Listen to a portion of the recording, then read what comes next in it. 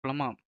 இதில வந்து chief justice of India என்ன சொல்லியிருந்தாருன்னா, ரிட்டயர்ட் ஜட்ஜஸ் வந்து அட் ஹாக் ஜட்ஜஸா வந்து பணிபுரியறதுக்கு விருப்பம் இல்ல அப்படின்னு சொல்லியிருக்காங்கன்னு சொல்லியிருந்தாங்க.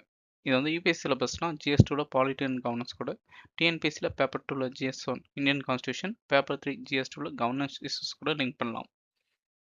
நியூஸ்ல சொல்லியிருந்த இம்பார்ட்டன்ட் பாயிண்ட்ஸ் பத்தி பார்ப்போம்.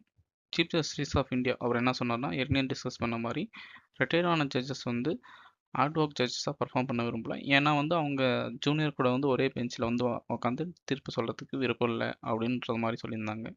ஏன் reason for proposal hard work ஜட்ஜஸ்னால் அதிகமான கிரிமினல் கேசஸ் வந்து ஹைகோர்ட்டில் பெண்டிங் இருக்குது. கிட்டத்தட்ட 19 லட்சம் கிரிமினல் கேசஸ் வந்து பெண்டிங்கில் இருக்குது. அதுலேயும் 68% கேஸ் வந்து மோர் தென் 1 இயராக வந்து கோர்ட்டில் அப்படியே ஸ்டே பண்ணி இருக்குது. Constitutional provision hard work judges என்னென்னா ஆர்டிகல் 224ல் வந்து ஹார்ட் ஒர்க் ஜட்ஜஸ் அப்பாயின்மெண்ட் பண்ணலாம் அப்படின்னு சொல்லியிருப்பாங்க. சுப்ரீம் கோர்ட் வந்து இவ்வளோ கேஸ் பெண்டிங் இருக்கிறதுனால இந்த ஜனவரி மாதம் ஆர்டிகல் 224 இம்ப்ளிமெண்ட் பண்ணலாம் அப்படின்னு அனௌன்ஸ் பண்ணாங்க. இது அதனோட எய்ம் என்னென்னா கிரிமினல் கேசஸ் தான் க்ளோஸ் பண்ணிட்டு சீக்கிரமே ரெக்கவர் ஜஸ்டிஸ் கொடுக்கணும். அதுதான் எய்மே. க்ரௌண்ட் சுச்சுவேஷன் என்னென்னு பார்க்கலாமா? ஆனால் வந்து ஹைகோர்ட்ஸ் வந்து ரெஸ்பான்ஸ் எதுவுமே வரல.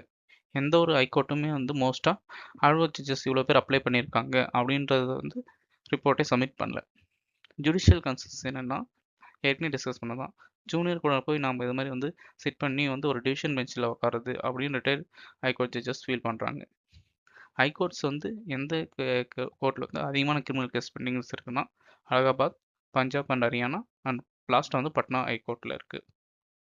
Began the news advocate judges பற்றி இம்பார்ட்டன்ட் பாயிண்ட்ஸ் வந்து எக்ஸாம்பிள்ஸ் பற்றியில் பார்க்கலாம் வாங்க. அட்வொகேட் ஜட்ஜஸ் ஏற்கனவே சொன்ன மாதிரி இவங்க வந்து டெம்பரரி ஜட்ஜஸ் கேசஸ் அதிகமாக பெண்டிங் இருந்தால் அதை வந்து ரிடியூஸ் பண்ணுறதுக்காக அப்பாயின்மெண்ட் பண்ணுறாங்க. ஓகேவாங்க. மோஸ்ட்டாக வந்து ரிட்டையர்ட் ஹைகோர்ட் ஜட்ஜஸ் தான் அப்பாயிண்ட் பண்ணுவாங்க. கான்ஸ்டியூஷனல் பேசிஸ் ஆல்ரெடி டிஸ்கஸ் பண்ணதா ஆர்டிகல் 224 இந்தியன் கான்ஸ்டியூஷன் சொல்லியிருப்பாங்க. இதுக்கு வந்து 2 கண்டிஷன் வந்து சொல்லியிருப்பாங்க. வந்து ரிட்டையர்ட் ஜட்ஜ் அவங்ககிட்ட கன்சல்ட் பண்ணணும், பிரசிடென்ட் வந்து அப்ரூவ் பண்ணணும் அப்படின்னு சொல்லியிருப்பாங்க. இதை வந்து ப்ராசஸ் வந்து யார் இனிஷியேட் பண்ணுவாங்கன்னா chief justice of concerned high court தான் வந்து பண்ணுற மாதிரி இருக்கும். மெமரண்டம் ஆஃப் ப்ரொசீஜர் 1998 கிரியேட் பண்ணாங்க. அது எவ்வளோ மாதிரி இருக்குன்னு பார்க்கலாமா? ஃபஸ்ட்டு ரிட்டையர்ட் ஜட்ஜ் வந்து நாங்கள் வந்து கன்சர்ன் கொடுக்கணும் first. Then high court of chief justice அவருடைய நேமை வந்து டெல்லியில் வந்து சீஃப் மினிஸ்டருக்கு வந்து சென்ட் பண்ணுவாங்க. அந்த சீஃப் மினிஸ்டர் வந்து யூனியன் லா மினிஸ்டருக்கு அந்த ரிப்போர்ட்டை ஃபார்வர்ட் பண்ணுவாங்க. அந்த லா மினிஸ்டர் வந்து சீஃப் ஜஸ்டிஸ் ஆஃப் இந்தியா கூட கன்சல்ட் பண்ணுவாங்க, இவங்களை வந்து அப்பாயின்மெண்ட் பண்ணலாமா அப்படின்னு. தென் ரெக்கமெண்டேஷன் வந்து பிரைம் மினிஸ்டருக்கு சொல்லுவாங்க.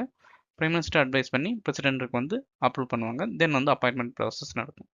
சுப்ரீம் கோர்ட் வந்து லோக் பிரகாரி யூனிட் ஆஃப் இந்தியா 2021 கேஸில் என்ன சொல்லியிருப்பாங்கன்னா கொலிகம் சிஸ்டம் ஃபாலோ பண்ணால் நல்லாயிருக்கும் இந்த சிஸ்டத்தோட அப்படின்னு ரெக்கமெண்ட்